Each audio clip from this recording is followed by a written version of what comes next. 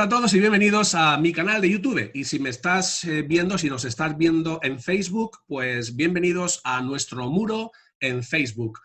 Un día más con vosotros, abriendo las puertas no solamente de nuestras casas, estamos abriendo las puertas de nuestros corazones y, como no, con nuestro querido amigo y hermano Ben Escalante. Ben Escalante, ¿cómo estás hoy? ¿Estás emocionado de estar otra vez aquí con nosotros? Claro que sí, una vez más aquí con muchos deseos de seguir la plática, de seguir con nuestra charla y seguir con los puntos que estamos tocando, muy ansioso. A mí me pasa igual. Esto de poder estar aquí charlando contigo, aprender de ti, estar meditando en todo lo que dices y en todo lo que hablamos, yo creo que está siendo de mucha bendición para muchas personas y muchos hermanos. Estamos hablando de cómo 7 pasos para llegar a ser un buen fariseo. Concretamente estamos tocando el paso número 2, que es que dicen que debemos abandonar las doctrinas fundamentales de la fe cristiana. Y una de las doctrinas que es más atacada por las sectas y los grupos sectarios es la Trinidad. La Trinidad es, como he dicho, una de las doctrinas que recibe más ataques por parte de nuestros detractores y de los sectarios. Vamos a seguir hablando de la Trinidad. En el programa anterior yo dije que qué sucedía con la declaración de fe judía del Shema. El Shema dice: Shema Israel, Adonai Elohenu, Adonai Echad. Escucha Israel, el Señor nuestro Dios, el Señor uno es. Ahí la palabra para nuestro Dios, una vez más, está en plural, es nuestro Elohim. Escucha Israel, Adonai nuestro Elohim. Una vez más aparece en plural. Y después dice Adonai Echad.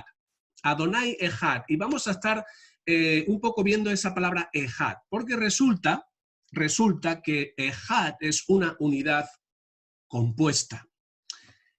También se puede aplicar para una unidad absoluta en algunas ocasiones, pero también es una unidad compuesta. Es curioso, es muy interesante, ven, que cuando Maimónides formula los 13 principios de la fe judía, el segundo principio de la fe judía dice: Ani ma'amin bemunah shelema. Yo creo con una fe completa, Ani ma'amin, yo creo con una fe completa, que Dios es único. Ahora, Maimónides, el Rambam, dice: yo creo con una fe completa que Dios es Yahid, que Dios es único, que Dios es Yahid. Pero ven, ¿qué dice la Escritura? ¿Dice que Dios es Yahid? No. Dice que Dios es Echad. La Escritura nos dice que Dios es Echad. Maimónides tuvo que cambiar su afirmación, su principio de fe, por Yahid. Cuando la Escritura dice Adonai Echad. ¿Por qué? Porque Adonai Echad, porque Echad admite o implica una unidad compuesta. Y vamos a ver unos ejemplos. Vamos a ver unos versículos para demostrar lo que estamos diciendo. Por ejemplo, en Génesis 1:5, Dios dice la Escritura: y llamó Dios a la luz día y a las tinieblas llamó noche. Y fue la tarde y la mañana Yom Echad. Fue la tarde y la mañana Yom Echad. Un día, pero un día, con el contexto, está hablando de tarde y mañana. Por tanto, esas dos partes, unidad compuesta, esas dos partes es Echad. Esas dos partes es Yom Echad. Ahora, cuando Faraón tiene dos sueños y José interpreta sus sueños, esto es lo que dice en Génesis 41:25. Respondió José a Faraón: el sueño de Faraón, Jalón pagó, el sueño de Faraón, Echad. A Jalón pagó Echad. El sueño es Echad. Pero ¿cómo el sueño es Echad? Si he tenido dos sueños. Porque el sueño estaba dividido en dos partes. Por tanto, aquí otra vez tenemos Echad como unidad compuesta de varios elementos, de varias partes. Cuando Dios desciende a ver la torre de Babel, Dios dice en Génesis 11:6, he aquí, Am Echad. Gen, Hen, he aquí, Hen, Am Echad. He aquí, Am Echad. El pueblo es Echad, pero el pueblo está compuesto de muchas personas. Am, pueblo, Echad. El pueblo es uno. El pueblo es una unidad compuesta. Nada más para poder aclarar un poquito a lo que te refieres. Hace muchos años yo argumentaba usando la misma base que estás usando tú y le mostraba eso a ciertas personas. Y una de ellas me dijo, bueno, entonces, si el pueblo es una unidad compuesta, aunque se menciona como uno, pero el pueblo tiene miles de componentes, por así decirlo, miles de elementos, porque puede ser un pueblo de más de 1000 personas, o aunque no fuera más de 1000 personas, con que fuera más de 3, podría ser 4, 5, 10, 20, 30. Entonces eso significa que Dios entonces es más de 1000 personas, como hablando de un pueblo. Entonces, lo que estaba tratando la persona de hacer es desvirtuar el punto, porque el punto de similitud del que estamos hablando, cuando utilizamos esas palabras al decir Am Echad, un pueblo es uno, pero ese pueblo es un colectivo y tiene muchos componentes. No estamos diciendo que de la misma manera Dios tiene muchos componentes, igual que un pueblo. No nos estamos refiriendo a la cantidad, sino únicamente al punto de que es una unidad compuesta, que implica más que una unidad absoluta y que no es nada más uno en el sentido absoluto. Entonces, ese es el punto que estás elaborando y creo que es un punto muy bueno, pero digamos, cualquier sectario o cualquier persona que trate de desvirtuar la comparación, entonces va a tratar de ir a esa parte para decir, bueno, entonces Dios no es 3, Dios es 1000 o Dios es 30,000 y ese no es el punto.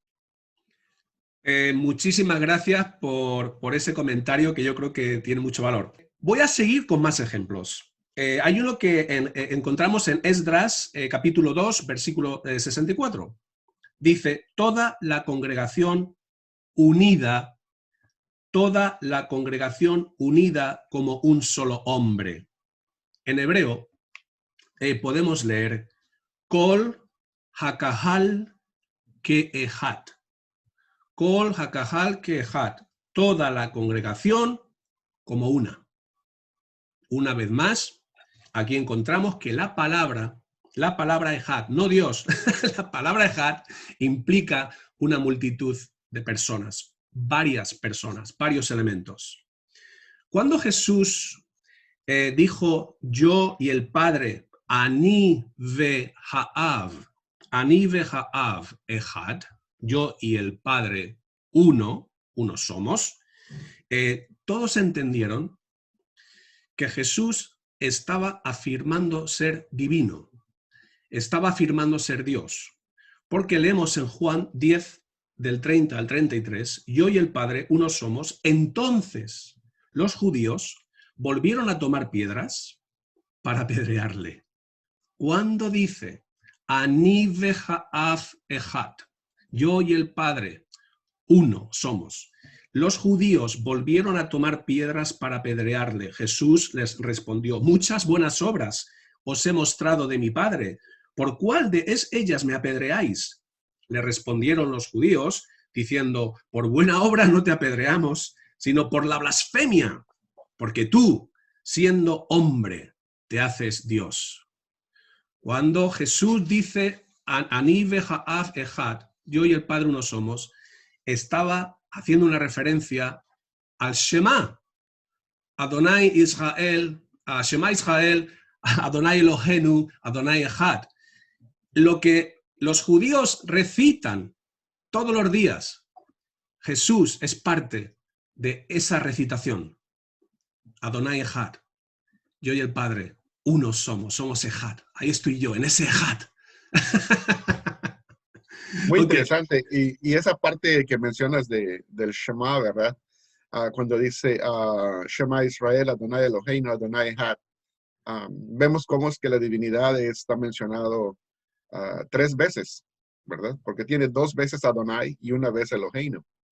Entonces ahí vemos otra vez tenemos 3 veces la mención de la divinidad.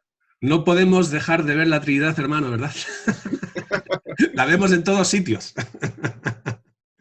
Hay un versículo que es muy bonito en hebreo y me gusta mucho, en Proverbios 34, que dice, Ma shemo, u ma shem beno, ma shemo u ma shem beno. ¿Cuál es su nombre? Ma shemo. ¿Y cuál es el nombre de su hijo? U ma shem beno. Nosotros sabemos que Dios tiene un hijo, porque Dios nos lo ha manifestado así, Dios nos lo ha revelado. Y ese nombre es Yeshua, Yehoshua. Ese hombre es Jesús. Ma shemo u ma shem beno. Ya en Proverbios sabían que tenía un hijo. En Proverbios ya sabía que Dios tenía un hijo. Y ahora nosotros sabemos su nombre. Ma shemo u ma shem beno. ¿Cuál es su nombre y el nombre de su hijo? ¿Qué versículo más bonito ven? Así es, así como dicen los judíos ortodoxos, Baruch Hashem. Baruch Hashem. Baruch Hashem. Bendito sea Él, ¿verdad? Bendito sea Él. Baruch Hashem. Otra cosa que quería mencionar también, que en la palabra Ejad, una cosa muy bonita es que cuando tú mencionabas en el capítulo 1 de Génesis, cuando dice la escritura que la tarde y la mañana son un día, ¿verdad? Literalmente dice día 1, ¿verdad? Correcto. Dice Yom Ejad. La mayoría de las versiones lo traducen un día, o quizás otras versiones, pienso yo que equivocadamente lo traducen primer día, ¿verdad? O fue el primer día, dice, ¿no? Cuando realmente es un número cardinal, no es un número ordinal. No está hablando de un orden. Está incorrectamente traducido como primero o primer día porque no dice eso. Y interesantemente, a partir del día segundo, ahí sí utiliza números, ordinales. Dice segundo, tercero, cuarto, pero cuando habla del primer día, dice que ese día es el día Yom Ejad, día 1, y es el día del Mesías, ¿verdad? Tipológicamente ya desde el capítulo 1 del Génesis, cuando dice eso, está diciendo de que el día del Mesías es el día de la luz. Es el día en que aparece la luz. Qué bonito, ¿verdad? hermano. Sí, y luego una cosa muy interesante es que eso se vuelve a repetir en el Nuevo Pacto, en las Escrituras del Nuevo Testamento. Cuando habla de la resurrección, dice que Jesucristo resucitó, y no dice que resucitó en el primer día de la semana, sino que vuelve a utilizar la misma nomenclatura judía y dice resucitó en el día 1 de la semana. ¡Qué bueno! No utiliza la palabra primero. ¡Qué bueno! Día. Así lo traducen las Biblias, ¿verdad? En el Nuevo Testamento, pero literalmente en el griego dice día 1. ¡Wow! Entonces es el mismo equivalente, dando a entender que el primer día de la creación del Génesis equivale a ese mismo día 1 de la nueva creación en el Nuevo Pacto. ¡Qué bueno!